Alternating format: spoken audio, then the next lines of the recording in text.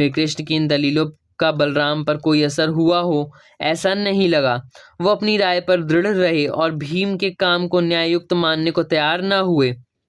फिर भी श्री कृष्ण के समझाने बुझाने पर उनका क्रोध शांत जरूर हुआ। वे बोले, कृष्ण, तुम चाहे जो कहो, मुझे तो विश्वास है कि दुर्योधन की वीरोचित स्वर्ग प्राप्त होगा और भीमसेन के सुयश पर कलंक की कालीमल बनी रहेगी। गदा युद्ध के नियम का उल्लंघन करने के कारण भीम को संसार सदा धिक्कारता रहेगा और जिस स्थान पर ऐसा अन्याय हुआ हो वहां मैं तो पल भर भी नहीं ठहरूंगा। इतना कहकर बलराम तुरंत द्वारका को प्रस्थान कर गए।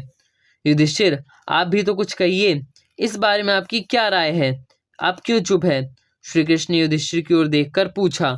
युधिष्ठिर बोले, श्री कृष्ण, भूमि पर मृत तुल्य पड़े दुर्योधन के सिर पर भीम का लात मारना मुझे अच्छा न लगा। ये बात ठीक है कि कौरवों ने हम पर बहुत अत्याचार किए और हमें असंख्य कष्ट पहुंचाए, और यह भी मैं जानता हूं कि भीमसेन का मन क्रोध और दुख के मारे बड़ा विकल होता रहा है। उसी विकलता के कारण प्रतिज्ञा लेकर भीमसेन ने जिस ढंग से दुर्योधन को मारा था वो कार्य न्याययुक्त है या नहीं, इसका मैं ठीक ठीक निर्णय नहीं कर पाता। भीमसेन ने भारी मुसीबतें झेली हैं, इसलिए उसके इस काम के विरुद्ध एकाएक मुझसे कुछ कहते भी नहीं बनता। जब धर्म को क्षति पहुंचती है तो सज्जनों का मन शांत नहीं हो पाता, पर मन पशुपेश में जरूर पड़ जाता है। भीम के इस कार्य से धर्मराज की बुद्धि कुंठित हो गई। विवेकशील अर्जुन भी चुप रहा।